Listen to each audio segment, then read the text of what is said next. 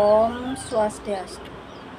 Perkenalkan, nama saya Nimade Dwi Amreni, sedang mengikuti ujian komprehensif PPG dalam jabatan Kementerian Agama tahun 2024 pada LPTK Stah Empu Kuturan Singaraja. Selamat menyaksikan. Om Swastiastu, Bu Made. Kita akan mulai untuk ujian komprehensif pada pagi hari ini ya, yang dibagi menjadi 2 sesi, yaitu praktik dan wawancara. Nah, untuk praktik pertama itu akan dimulai dengan peserta melakukan proses mengajar, gitu ya. Nah, untuk itu kita mulai saja. Silahkan, Bu Made, bisa dimulai untuk praktik yang pertama.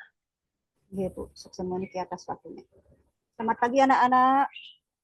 Ibu awali dengan panganjali umat. Om Swastiastu. Sebelum kita mulai pembelajaran, kita berdoa dulu nih. Ya. Apa kabar hari ini? Ya, baik. Sehat, luar biasa ya. Luar biasa kita bisa berkumpul pada hari ini dalam pembelajaran agama Hindu. Nah, Ibu mau tanya dulu anak-anak. Ada yang tidak masuk teman-temannya dan tidak masuk? Oh, sudah semua masuk ya, nihil berarti nih. Astungkaru semua sehat selalu, bisa berkumpul dalam pembelajaran hari ini. Sekarang Ibu mau tanya dulu. Anak-anak masih ingat nggak pembelajaran yang Ibu kasih kemarin? Ya, coba Aditya. Ya, betul ya, tentang Purana Aditya ya. Nah, materi hari ini adalah materi baru tentang Trimurti. Nah, tujuan pembelajaran hari ini anak-anak biar mengetahui apa pengertian Trimurti, kemudian konsep-konsep Trimurti dalam kehidupan sehari-hari, dan penerapan Trimurti dalam kehidupan sehari-hari, baik di keluarga maupun di sekolah. Sekarang, siapa yang bisa menjawab? Silakan angkat tangan ya. Coba, anak-anak sudah tahu nama-nama dewa di dalam agama Hindu. Sekarang Ibu mau tanya, dewa apa saja kira-kira dalam Trimurti? Ada yang bisa jawab? Ya, betul ya. Betul Nopi ya. Dewa Brahma, Dewa Wisnu, dan Dewa Siwa. Nah, seperti itu. Sekarang perhatikan penjelasan Ibu di depan. Nah, di sini Ibu sudah tampilkan tentang pengertian Trimurti ya. Trimurti artinya 3, kemudian murti artinya perwujudan atau manifestasi dari ide Sang Yang Widi.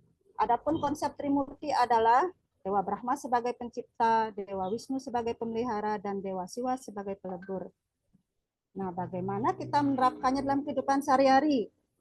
Nah, Dewa Brahma sebagai pencipta, kita harus menciptakan sebuah hasil karya ya, berkreativitas, berkreasi dan berinovasi, membuat hasil karya atau ciptaan dari diri. Kemudian apa konsep dari Dewa Wisnu?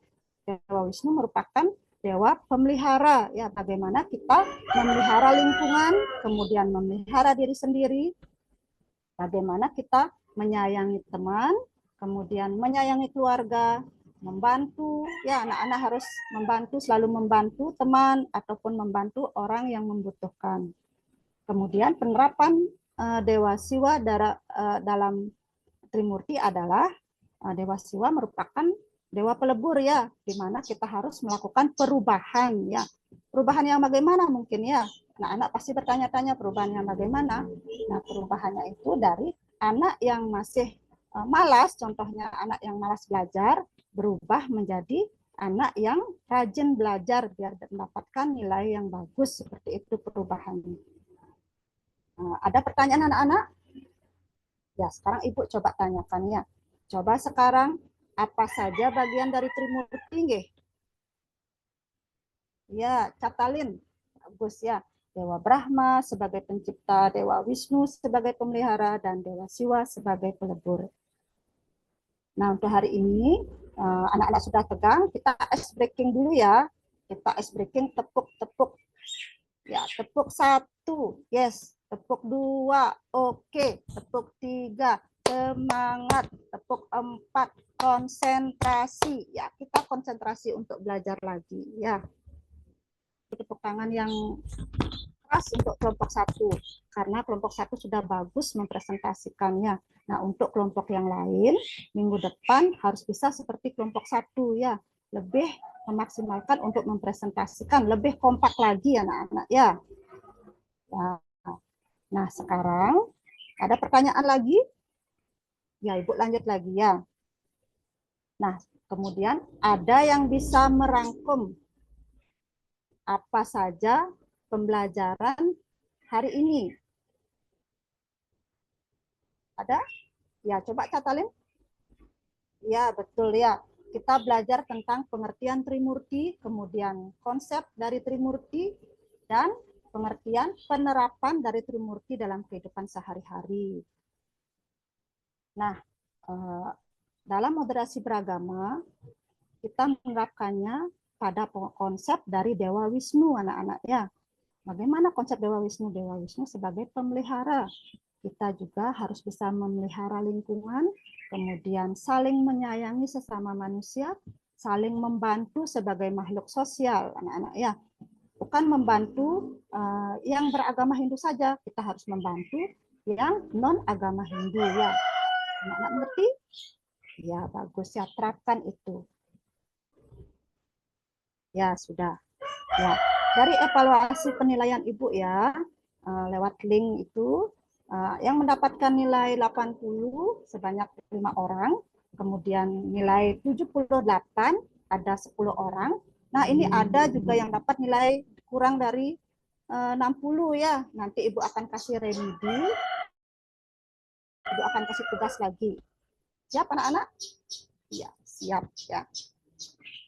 Kemudian pembelajaran hari ini Ibu akan akhiri. Sebelumnya anak-anak Ibu akan memberikan motivasi dulu, anak-anak harus tetap semangat belajar ya.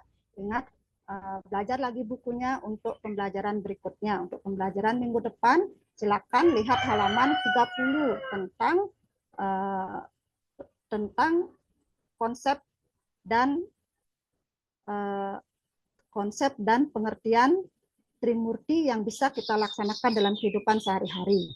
Ibu akhiri dengan para mesanti. Om Santi Santi Santi Om. Ya, sampun siap Bu Made ya. Kita akan mencoba untuk praktik yang kedua adalah mengumandangkan Puja Trisandya bait keempat, dan Bu Made nanti mohon untuk menyampaikan apa sih makna dari sloka tersebut. Gitu. Terus Bu Made. Om Papaham Papakarmaham Papatma Papasambam Adi mampun dari kaksa Sabah Yudiantara suci. Ya Tuhan, ampunilah hamba yang Widi yang memberikan keselamatan kepada semua makhluk. Bebaskanlah hamba dari segala dosa. Oh yang Widi. PBL Bu, problem PBL-nya, ya. Kalau model PBL yang Ibu gunakan dalam modul pembelajarannya itu, kira-kira teori belajarnya yang mana yang melandasi daripada penyusunan modul ajar yang sudah Ibu lakukan? Konstruktivitas Bu. Konstruktivisme, teori dengan pengalaman, pembelajaran akan efektif ketika siswa berinteraksi dengan masalah. Oke. Kemudian ketika penyusunan modul nih Kak, kira-kira komponennya, nah dari PBL nih Kak, apa yang sudah Ibu lakukan? Komponennya yaitu tujuan pembelajarannya, kemudian merencanakan asesmen awal, kemudian merancang asesmen akhir, kemudian langkah-langkah pembelajarannya, kemudian medianya, identitas modulnya, kemudian kompetensi awal, P5, sarana prasarana, kemudian model pembelajaran. Kemudian Ibu juga merancang asesmen atau penilaian gitu ya. Tadi di modul juga sudah disampaikan. Kemudian di dalam keseharian juga Ibu sudah melakukan penilaian terhadap anak didiknya Ibu. Boleh diceritakan sedikit Bu, seperti apa Ibu merancang asesmen sampai dengan pelaporannya pada raport. Nah, itu misalnya. Silahkan. Asesmen awalnya adalah kesiapan anak untuk dalam mengikuti materi pembelajaran. Kemudian dalam proses pembelajaran itu saya buatkan formatif untuk mengetahui sejauh mana anak-anak sudah mengerti dengan materi pembelajaran. Kemudian di akhir sumatif, memberikan sumatif di akhir semester, memberikan sumatif biar anak-anak mengetahui apakah anak-anak sudah paham dengan materi ataupun tujuan pembelajaran yang kita kasih, seperti itu, Bu. Oke. Kemudian Ibu juga sudah merancang modul ya, modul P5 itu. Nah, kira-kira Napi proyek yang diberikan dalam P5-nya Ibu, kemudian manfaatnya untuk siswa, ini kan Napi dari proyek yang Ibu susun dalam P5, modul P5-nya. Menjawab, Bu. Kebetulan proyek yang Tiang berikan ke dengan tema kearifan lokal, Bu, dengan membuat sarana porosan sebagai salah satu sarana dalam upacara agama Hindu. Kenapa Tiang bisa mengambil porosan untuk kegiatan P5-nya itu karena di sekolah itu yang ingin memperkenalkan salah satu ciptaan Sang Hyang Widi, Bu, yaitu tumbuhan. Nah, tumbuhan-tumbuhan mana yang bisa bermanfaat, yang bisa digunakan dalam sarana prasarana maupun dalam pengobatan, seperti itu. Intinya biar memperkenalkan tumbuh-tumbuhan sebagai salah satu sarana persembahyangan, seperti itu. PTK Nika kan penelitian tindakan kelas. Nah, coba Ibu berikan tiang pemahaman terkait dengan PTK yang Ibu buat ya, mungkin dari rancangan judul sampai ke bab 3-nya Ibu. Terus ceritakan seperti apa nanti PTK itu akan Ibu lakukan di kelas. Kebetulan PTK-nya Niki Tiang buat dengan model pembelajaran PJDL, Bu, di mana yang masih lihat keaktifan siswa dan hasil belajar siswa masih kurang, seperti itu. Keaktifan siswa di kelas itu saat kasih pembelajaran ke kegiatan belajar mengajar ke anak-anak masih kurang aktif, di mana kalau ada guru memberikan pertanyaan, anak-anak masih bengong gitu, seperti itu nih, masih belum aktif.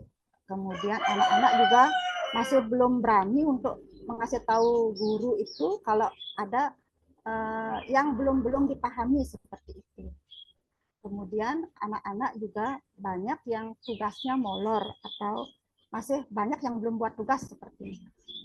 Kalau rancangannya Bu dari bab 1 sampai dengan bab 3 seperti Napi. Mungkin dari ya pendahuluannya, kemudian di bab 2 apa yang Ibu tulis di sana, kemudian bab 3 apa sih isinya kira-kira? Tulis. Pendahuluannya itu ada perumusan masalah yang seperti yang bilang tadi. Kemudian di bab 2 itu ada kajian teori. Kenapa saya bisa mengambil untuk teori belajar PJDL-nya. Kemudian rancangan ketiga, mana apakah sudah dengan model pembelajaran PJBL, apakah sudah mampu atau sudah bisa kita menerapkan di kelas, seperti itu. Karena sesi semua sudah kita lewati, Ibu. Nah, Tiang akhiri untuk ujian komprehensif pada pagi hari ini dengan mengaturkan para mesanti. Om Santi Santi Santi Om. Sukses semua Bu Made, Niki. Semua Bu memang.